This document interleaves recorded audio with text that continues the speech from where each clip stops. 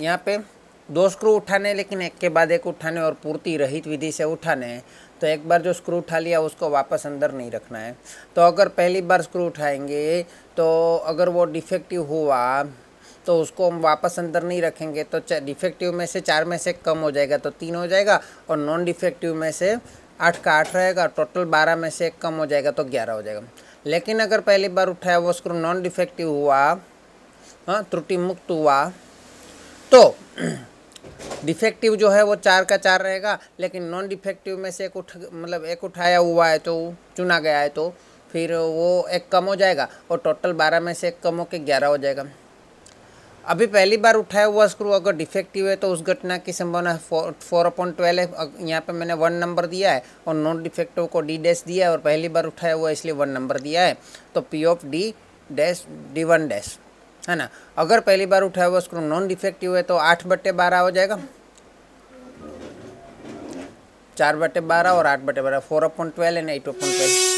लेकिन अगर पहली बार उठाया हुआ स्क्रू डिफेक्टिव रहा तो दूसरी बार उठाया हुआ स्क्रू डिफेक्टिव होने के लिए हमारे पास पहले ऑप्शन में 3/11 हो जाएगा, और पहली बार उठाया हुआ स्क्रू डिफेक्टिव है और दूसरी बार उठाया हुआ स्क्रू नॉन डिफेक्टिव है, उसके लिए हमारे पास ऑप्शन पहला है जो 8/11 हो जाएगा।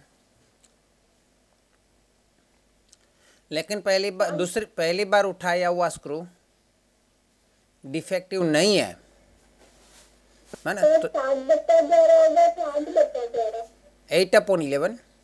अभी पहली बार की बात करें, मतलब पहला ऑप्शन की बात करें, पहली बार उठाया हुआ स्क्रू तो डिफेक्टिव है ही, है ना, तो उसमें से 3/11 और 8/11, 8 + 3 11 होता है ना। ओके, चलो अभी पहली बार उठाया हुआ स्क्रू नॉन डिफेक्टिव है 8/12 वाला, तो ये दूसरा वाला ऑप्शन चेक करना पड़ेगा, है ना। उसमें अगर डिफेक्टिव रहा तो 4/11 होगा, और उसमें से अगर नॉन डिफेक्टिव हुआ तो 7/11 होगा। हमारे पास 4 ऑप्शन है, ठीक है। अभी यहाँ पे चेक करते हैं कि यहाँ पे पहले ऑप्शन में डिफेक्टिव होने की संभावना कितनी है, 3/11, और दूसरे ऑप्शन में डिफेक्टिव होने की संभावना 4/11। तो इसका अर्थ है दोनों का मतलब प्रोबेबिलिटी अलग अलग है। इसका अर्थ ये हुआ कि ये कंडीशनल है तो उसकी पहली घटना उसके ऊपर इफेक्ट करेगी, तो उसका भी नाम लिखना पड़ेगा, ऑब्लिक करके D1, यहाँ पे भी ऑब्लिक करके D1, ठीक है। अच्छा, इसी तरह यहाँ पे 8/11 और यहाँ पे 7/11 है, तो यहाँ पे भी ऑब्लिक करके नंबर लिखना पड़ेगा, D1, यहाँ पे D1 डैश D1 और यहाँ पे D1 डैश। क्लियर? चलो, अभी प्रश्न ये पूछा है कि चुने गए दोनों स्क्रू त्रुटि युक्त होने की संभावना का मान ज्ञात कीजिए, है ना। चुने गए दोनों स्क्रू त्रुटि युक्त मतलब पहला स्क्रू पहली बार उठाया हुआ स्क्रू भी त्रुटि युक्त, दूसरी बार उठाया हुआ स्क्रू भी त्रुटि युक्त, है ना। तो हमें क्या चाहिए, देखो पहली बार उठाया हुआ स्क्रू त्रुटि मुक्त तो वो तो चाहिए ही नहीं, मतलब दूसरा ऑप्शन तो चाहिए ही नहीं, पहला ऑप्शन चाहिए, है ना। पहला ऑप्शन चाहिए दोनों स्क्रू डिफेक्टिव हो, मतलब हमको केवल इतना ही चाहिए।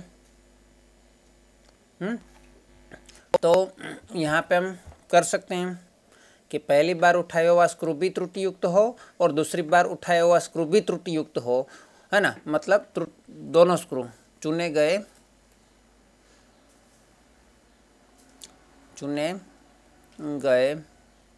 दोनों स्क्रू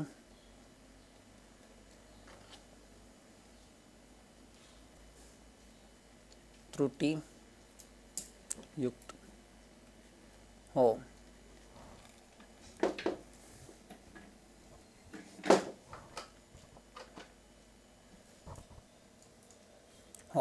अर्थात चुने गए दोनों स्क्रू त्रुटि युक्त हो, अर्थात प्रथम चुना गया स्क्रू त्रुटि युक्त हो,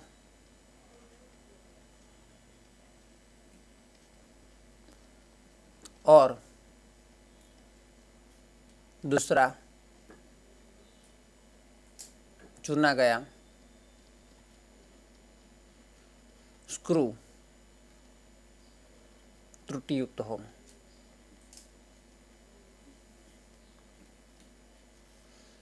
उस घटना को क्या बोल सकते हैं? प्रथम में D1, दूसरे में प्रतिच्छेद और मतलब प्रतिच्छेद, और दूसरे में D2 कहे तो P ऑफ D1 प्रतिच्छेद D2 मतलब दोनों बार डिफेक्टिव मिले बराबर। वैसे हम देखा जाए तो इन दोनों का मल्टीप्लाई होगा D1 गुणा P ऑफ D2, है ना। लेकिन D1 के लिए कोई कंडीशन नहीं है, लेकिन D2 के लिए कंडीशन है ना। तो हमें कंडीशन साथ में लिखनी पड़ेगी। D2 के लिए D1 खुद ही कंडीशन होती है। तो यहाँ पे आंसर आएगा P ऑफ D1 का 4/12 और यहाँ पे आंसर आएगा 3/11। तो 4 तिया 12 और 12 कट गया तो 1 बचेगा, 1/11। ये आपका आंसर आ गया। एक मित्र मंडली में 3 लड़के और 2 लड़कियां हैं। लड़के कितनी है? बॉयज 3 है। लड़कियां कितनी है? गर्ल्स 2 है। तो टोटल मित्र मंडली में कितने सदस्य है? 5 सदस्य हैं। उसमें से कितनों को चुनना है वो भी लिखना पड़ेगा, लेकिन हमें एक के बाद देख लेना है तो एक ही लेंगे। यहाँ पे 2 लिखा होगा तो भी एक लेंगे, है ना।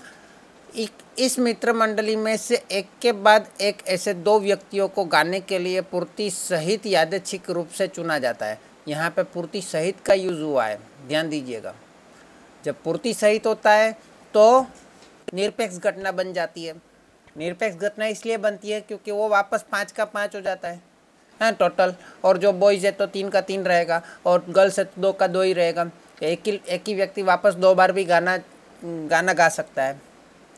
गीत गाने के लिए चुने गए 2 व्यक्तियों में प्रथम व्यक्ति लड़का और दूसरा व्यक्ति लड़की हो, उस घटना की संभावना का मान ज्ञात कीजिए। चलो यहाँ पे देखते हैं। पहली बार चुना गया बॉयज हो तो B1 नाम दे देते हैं उसको। उसकी संभावना 3/5 है ना। और पहली बार चुना गया गर्ल हो, उसको G1 नाम दे देते हैं। तो P of G1 is equal to 2/5।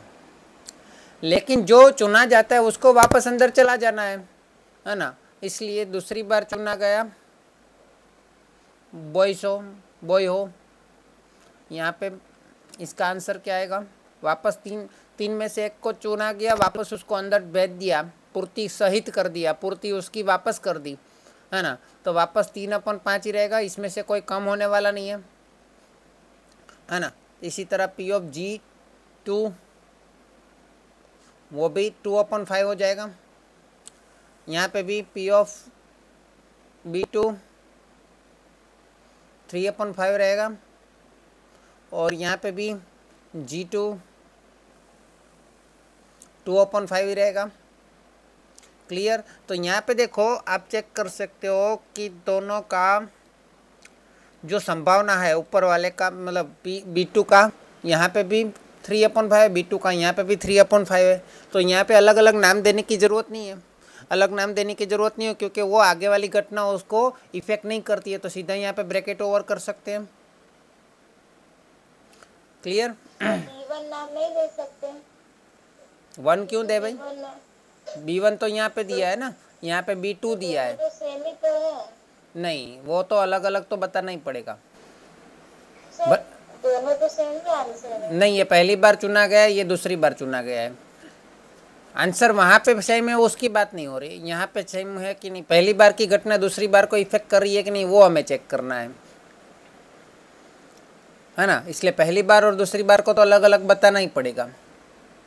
ठीक है, चलो, अभी वो दोनों घटनाएं अलग अलग, पहली बार चुना गया और दूसरी बार चुना गया, जैसे कि पिछली बार भी अलग अलग था। ठीक है, उसकी थोड़ी प्रैक्टिस करोगे तो आपको समझ में आने लगेगा। गीत गाने के लिए चुना जाता है। अभी हमें क्या चाहिए? चुने गए दो व्यक्तियों में से प्रथम व्यक्ति लड़का और दूसरा व्यक्ति लड़की हो, है ना। तो हमें क्या चाहिए? संभावना में प्रथम व्यक्ति बोला है तो वन रहेगा, लड़का, और दूसरा व्यक्ति लड़की हो।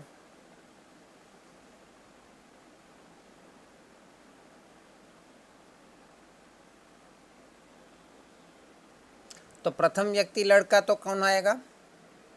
प्रथम व्यक्ति लड़का मतलब बॉय वन आएगा, है ना। उस घटना को प्रथम व्यक्ति लड़का और मतलब प्रतिच्छेद दूसरा व्यक्ति लड़की हो कहेंगे। तो P ऑफ B1 प्रतिच्छेद G2, अभी सीधा यहाँ पे गुणा ही करना पड़ेगा। तो P ऑफ B1 गुणा P ऑफ G2, लेकिन ये दोनों एक दूसरे को इफेक्ट नहीं करेगा, निरपेक्ष घटना है क्योंकि पूर्ति सहित है। पूर्ति सहित में तो सिंपल हो गया, निरपेक्ष घटना बन गया। तो P ऑफ B1 3/5 और P ऑफ G2 2/5। देखो ये हमको चाहिए, ये दोनों का मल्टीप्लाई चाहिए। तो 3 दूनी 6/25, ये आपका आंसर आ जाएगा, है ना। अगर एक पासे को 2 बार उछाला जाता है तो क्या पासे में से एक बार उछाला गया और उसमें 5 आया अंक, तो वो 5 अंक वाले को बाहर निकाल लेते हैं क्या? बाकी के 6 बाजू में से 5 ही बाजू रहती है क्या वहाँ पे? हाँ, 6 बाजू की 6 बाजू ही रहती है ना। अगर सिक्के को एक बार उछाला और हेड आया तो दूसरी बार उछालने पे हेड निकल जाएगा क्या? खाली टेल बचेगा क्या? हेड रहेगा ना। तो जब सिक्के की बात आती है या पासे की बात आती है तो वहाँ पे वो पूर्ति सहित ही रहता है। क्या होता है? पूर्ति सहित रहता है, ठीक है ना। और इसमें तो 2 असंतुलित अलग अलग पासे दिए हैं, तो ये 2 अलग अलग पासे है, तो दोनों पासे की बात करें तो दोनों अलग अलग ही है। तो यहाँ पे पूर्ति सहित की जरूरत ही नहीं है, दोनों पासे स्वतंत्र है। पहले पासे की इफेक्ट दूसरे पासे को नहीं होने वाली है और दूसरे पासे की इफेक्ट पहले पासे को नहीं होने वाली है, तो ऑलरेडी स्वतंत्र है। लेकिन एक ही पासे को अगर 2 बार उछाला गया हो तो भी स्वतंत्र होगा, क्योंकि वहाँ पे पासे में से कोई बाजू को हम निकाल नहीं सकते, नहीं निकाल सकते ना। चलो, तो यहाँ पे 2 संतुलित पासे को एक साथ उछाला जाता है, तो 2 पासों पे से कम एक पासे पर अंक 3 मिले, उस घटना की संभावना का मान ज्ञात कीजिए। ठीक है ना। तो 2 पासे को उछाला जाता है। अगर पहले पासे को उछाला जाता है और दूसरे पासे को उछाला जाता है, चलो पहले पासे को उछाला जाता है तो अंक 3 मिले, उस घटना को हम T नाम दे देते हैं। T मतलब 3 का, है ना। पहली बार पहले पासे पे उछाला जाए और अंक T मिले, तो मुझे बताओ कि 3 मिले, है ना, उस घटना की संभावना का मान क्या होगा? 1/6 होगा। और T ना मिले, उस घटना का क्या होगा? T1 डैश बोल सकते हो उसको, 5/6 होगा। बाकी के 5 में 3 नहीं होंगे ना। चलो, दूसरी बार उछाला जाएगा, सॉरी दूसरा पासा उछाला जाएगा, तो पहले पासे की इफेक्ट दूसरे पासे को थोड़ी होने वाली है। हाँ, तो T2 वो भी 1/6 होगा और T2 डैश वो भी 1/6 होगा। T2 1/6, अरे ये 5/6 होगा और T2 डैश 5/6 होगा। क्लियर हुई बात, है ना। चलो अभी यहाँ पे क्या लिखा है, हम कम से कम एक पासे पर, कम से कम एक पासा अर्थात या तो पहले पासे पे टी मतलब टी मिले 3 मिले, या तो दूसरे पासे पे 3 मिले, या तो दोनों पासे पे 3 मिले। तो यहाँ पे 3 मिल रहा है तो ये हमको चाहिए, दूसरे में 3 मिल रहा है ये भी हमको चाहिए। यहाँ पे ऐसा करेंगे तो भी पहले पासे पे मिल रहा है इसलिए ये भी हमको चाहिए, और यहाँ पे दूसरे पासे पे मिल रहा है वो हमको चाहिए। ये 3 ऑप्शन हमको चाहिए, ये लास्ट वाला ऑप्शन नहीं चाहिए, है ना। मैं अलग अलग तरीके से 2 तरीके से करवा रहा हूँ, ठीक है। तो यहाँ पे कम से कम एक पासे पे अंक 3 मिले, तो कम से कम एक पासे पे अंक 3 मिले, अर्थात पहले पासे पर अंक 3 मिले या दूसरे पासे पर अंक 3 मिले, या दोनों पासे पर अंक 3 मिले। क्लियर? देखो हम सिंपली 2-3 तरीके से करेंगे। पहले आकृति वाला जो यहाँ पे दिया है उसके ऊपर से हम करेंगे, तो यहाँ पे हमें पता चलेगा कि पहला जो मैंने सर्कल बनाया है, हाँ, वो करना है, प्लस ये दूसरा मैंने सर्कल बनाया है वो करना है, और तीसरा मैंने सर्कल बनाया है वो करना है, ठीक है ना। तो क्या होगा, पहला सर्कल बनाया है तो 1/6 इंटू 1/6 हो जाएगा, प्लस दूसरा सर्कल बनाया उसमें भी 1/6 प्लस 1/6 इंटू 1/6 हो जाएगा, और तीसरे सर्कल में भी 1/6 इंटू 1/6 हो जाएगा। 3 में से कोई भी एक ऑप्शन हो सकता है, चलेगा, है ना। तो यहाँ पे 1/36 प्लस 1/36 प्लस 1/36 हो जाएगा बराबर 3/36 हो जाएगा। तो 12×3=36 मतलब 1/12 आंसर आना चाहिए। चलो यहाँ पे हम दूसरी तरीके से देखते हैं। 5/6 है ना? हाँ सॉरी, यहाँ पे 5/6 है ना, माई मिस्टेक हो गया। यहाँ पे 5/6 है और यहाँ पे भी 5, यहाँ पे स्टार्टिंग में 5/6 है, तो यहाँ पे गड़बड़ी होगी, 5 हो जाएगा। एक तो यहाँ पे 5/6 हो जाएगा, यहाँ पे 5/6 हो जाएगा, 5 और 5 10 और 1 11/36 आएगा आंसर, ठीक है ना। ओके, चलो चेक करते हैं दूसरी तरीके से। चलो अभी हमें पता है कि कम से कम में, या फिर एक पे मिले दूसरे पे मिले या तीन दोनों में मिले, उसको हम क्या बोलते हैं, P ऑफ T1 योग T2 बोलते हैं। और वो हमें कैसे मिलता है, P ऑफ T1 मिलता है प्लस P ऑफ T2 मिलता है माइनस P ऑफ T1 छेद T2 मिलता है। चलो P ऑफ T1 तो हमें पता ही है कि 3 मिले उसकी संभावना 1/6 है। P ऑफ T2 भी हमें पता है कि 3 मिले उसकी संभावना P ऑफ 1/6 है। लेकिन P ऑफ T1 छेद T2 क्या होता है, तो यहाँ पे ये दोनों निरपेक्ष घटनाएं होने की वजह से P ऑफ T1 छेद P ऑफ T2, मतलब यहाँ पे P ऑफ T1 गुणा P ऑफ T2 करना पड़ेगा, क्योंकि निरपेक्ष है तो गुणा कर सकते हैं। तो 1/6 प्लस 1/6 तो 2/6 हो जाएगा। अच्छा, P ऑफ T1 गुणा P of T2, P of T1 गुणा P ऑफ T2, तो P ऑफ T1 गुणा P of T2 1/6, P of T1 गुणा P ऑफ T2 1/6, ओके। तो 2/6 माइनस 1/36। चलो अभी यहाँ पे 36 करने के लिए इन दोनों को मैं मतलब दोनों को मैं 6 से मल्टीप्लाई कर दूं हर समान करने के लिए, तो क्या होगा 6 दूनी 12/36 -1/36। तो आंसर क्या आया 11/36 आ गया।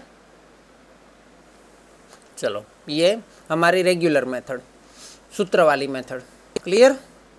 ये हमारी आकृति वाली मेथड हो गई, मतलब इसको एल्गोरिदम वाली मेथड बोल सकते हैं, है ना। और इसमें हमारी सूत्र वाली फॉर्मूला वाली मेथड हो गई क्लियर।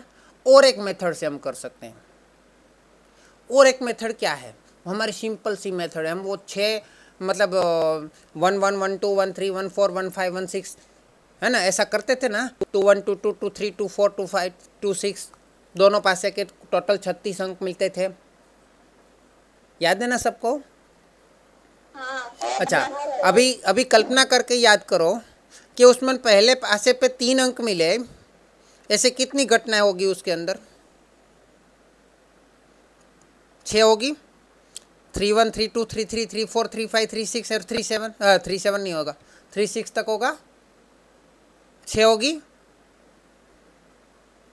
हाँ। अच्छा दूसरे पासे पे 3 मिले, ऐसे कितने होंगे 1 6 1 6 1 2 1 6 2 6 3 6 4 6 3 6 4 6 5 6 6 6 है ना, 6 हो गए ना। लेकिन 6 6 तो दोनों में होगा, 6 6 तो वो वाले 6 में भी होगा और वो वाले 6 में भी होगा, है ना। तो वो तो एक ही बार लेना पड़ेगा, वो तो 2 बार नहीं ले सकते, इसलिए 6 और 6 12 में से गया तो 11 होना चाहिए। और टोटल परिणाम कितने हैं 36 परिणाम है, तो वो मेथड से भी कर सकते हैं। समझ में आया अब कैसे करना है। सर 12 ही तो हो रहा है, फिर आप माइनस क्या कर रहे हैं? देखो आप समझ लो कि उसमें पी ऑफ पहले पासे पे मिले, उसकी ऐसे कितने मिलेंगे 6 मिलेंगे, 6/36। 36। अच्छा दूसरे पासे पे मिले ऐसे कितने होंगे 6/36 होंगे।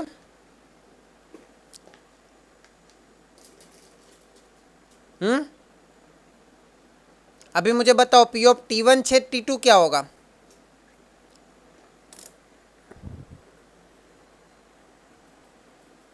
पी ऑफ T1 छेद T2 कुछ आएगा कि नहीं आएगा।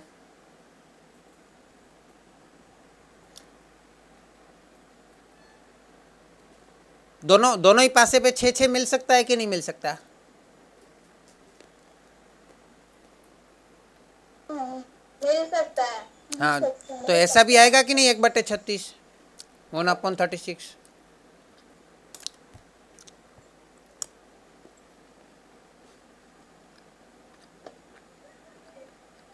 आया समझ में।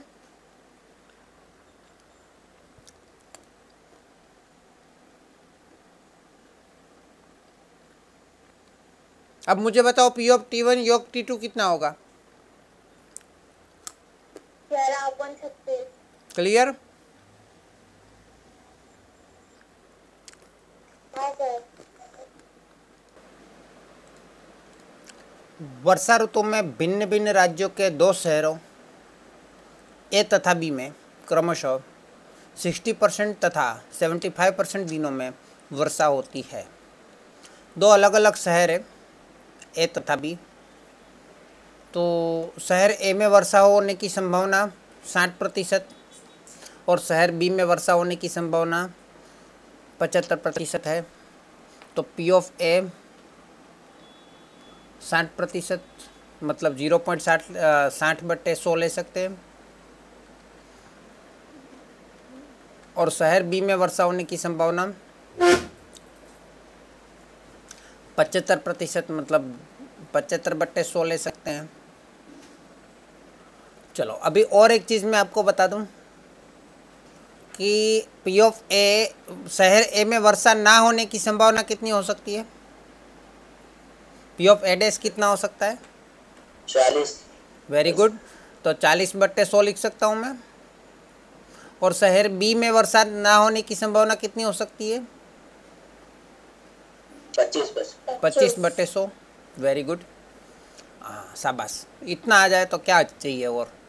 चलो, इन दो शहरों के लिए किसी ऋतु में शहर ए और शहर बी में से पहला दोनों शहरों में वर्षा हो, अर्थात क्या, दोनों शहरों में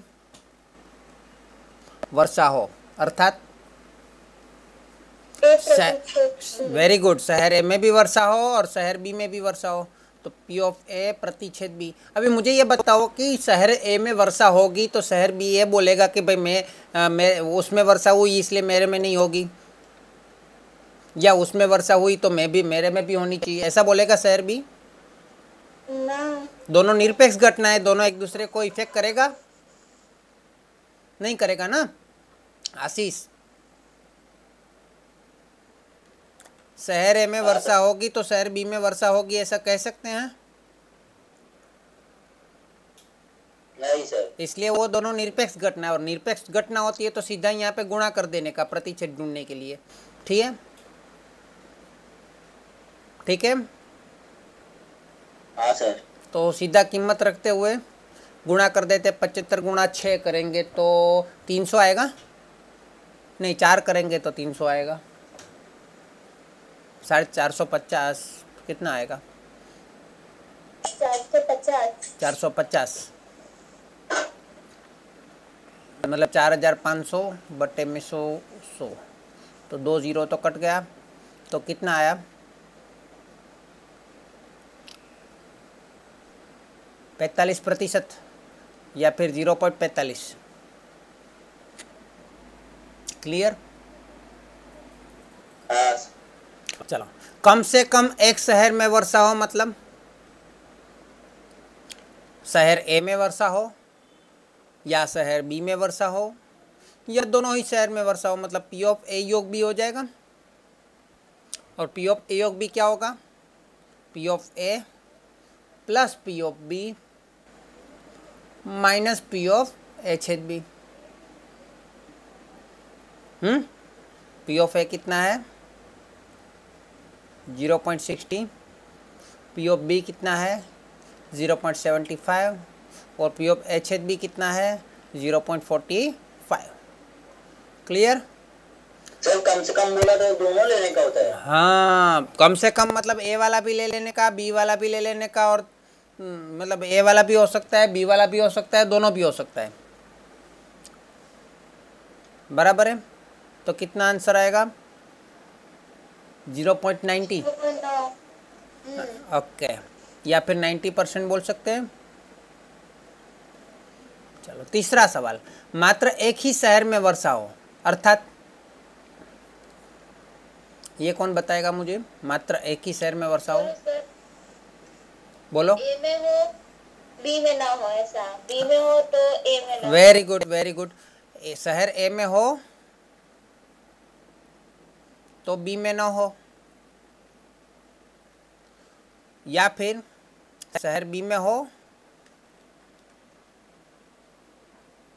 ए में ना हो और बी में हो। चलो, इसको आंसर कैसे प्राप्त करोगे आप? इसका मैं डायरेक्ट सूत्र बताऊं आपको? लंबा लंबा सूत्र तो कर ही सकते हो, आपको पता ही है कैसे करना है ना, लेकिन डायरेक्ट सूत्र बताऊं आपको? इसका लंबा लंबा सूत्र कुछ ऐसा है, P ऑफ ए हो minus P of H H B minus करेंगे,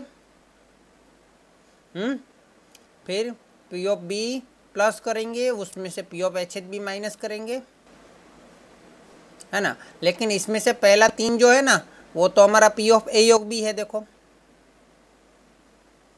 और लास्ट वाला है वो P of H H B है, तो हमें क्या करना है? P ऑफ ए योग बी में से एच एच बी माइनस करना है। क्लियर? इसको दूसरी तरीके से भी कर सकते हैं, वो भी मैं आपको बता दूंगा।